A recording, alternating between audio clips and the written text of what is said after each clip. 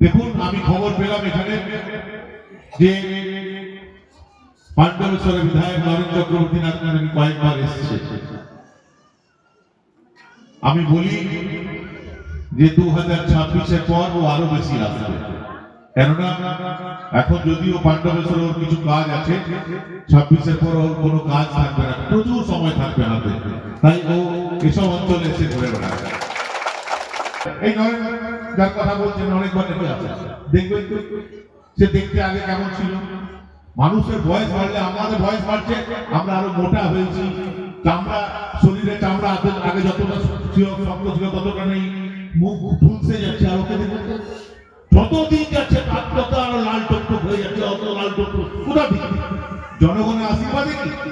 জনগণের আশীর্বাদে না, আপনাদের হকের টাকা মেরে লাল টকটক হচ্ছে। শুধু ওদিকে না, এদিকেও চলে যায়, বীরভূমের দিকে চলে যায়।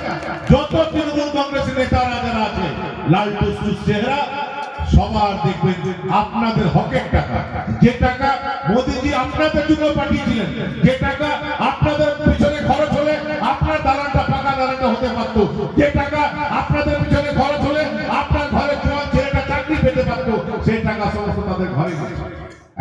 নতুন বছর, নতুন স্বাদ, নতুন উৎসব।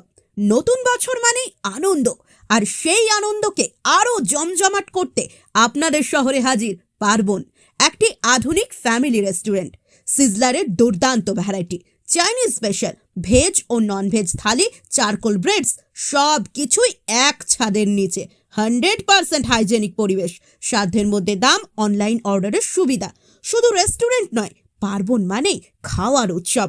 ঠিকানা Pahareshwar road, Dubrajpur, landmark Yamaha showroom. তাহলে অপেক্ষা কেন? নতুন বছরকে স্বাগত জানান আমার আপনার পার্বণে।